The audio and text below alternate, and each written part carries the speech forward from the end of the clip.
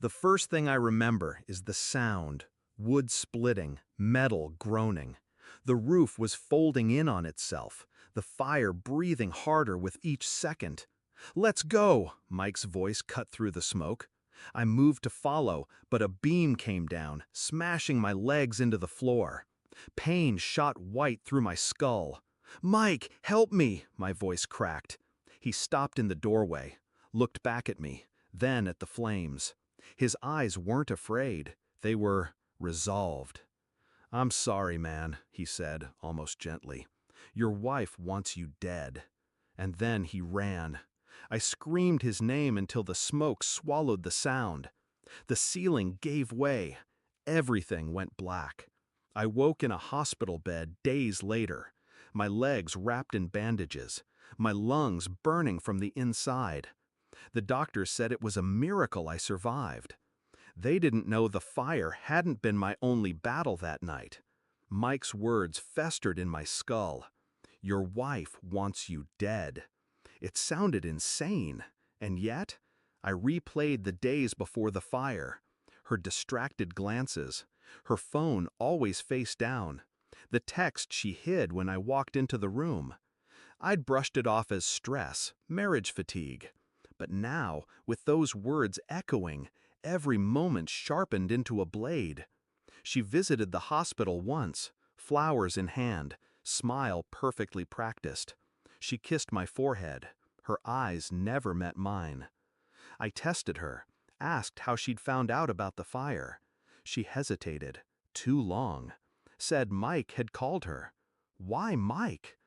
That night, alone, I thought about the way he'd looked at me in the doorway, like he'd already made his choice long before the beam fell. The idea was poisonous, which meant I had to let it run through me, see where it led. When I was discharged, I didn't go home. Told her I needed space to recover at my brother's place. She didn't argue.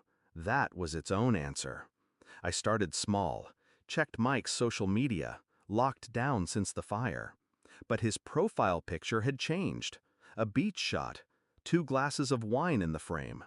I called a buddy in the department, asked offhand who'd covered Mike's shifts lately. He laughed, said Mike had been traveling with friends. I knew which friend. Her. Still, I needed proof, real proof. I paid for a private investigator. Just a few weeks of tailing, I said. Photos, phone records if possible. The days crawled. I healed physically, but inside, the tension was building like a slow flood. When the report came in, I opened it with the detachment of a man reading an obituary.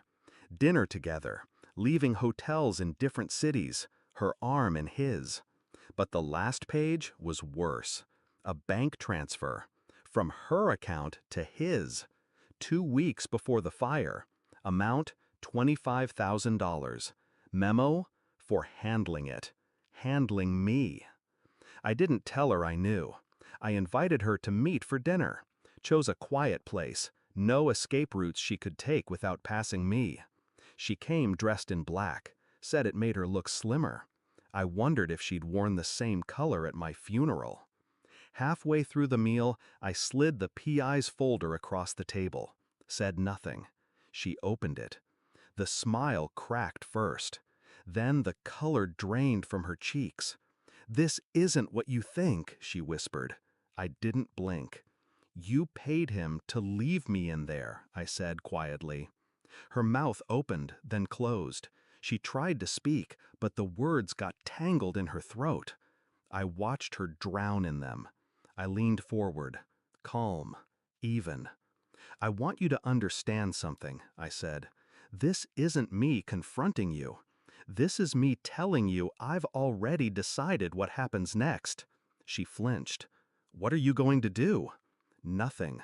Her eyes darted, confused. "Not to you," I clarified. "But I sent copies of this to Mike's wife, to Internal Affairs, to the insurance company, and to your mother.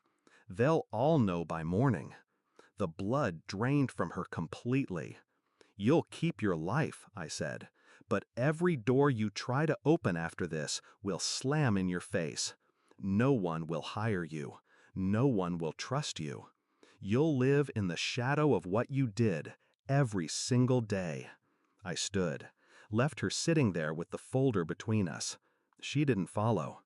The night air was cold, clean. I walked without destination. My legs still ached, but the pain felt distant, manageable. People think revenge is about making the other person suffer. It's not. It's about reclaiming the ground they tried to bury you under. I didn't need to see her ruin. I only needed to know it had begun. I'd been left to burn once. Now it was her turn. Only slower, quieter, and I wouldn't even smell the smoke.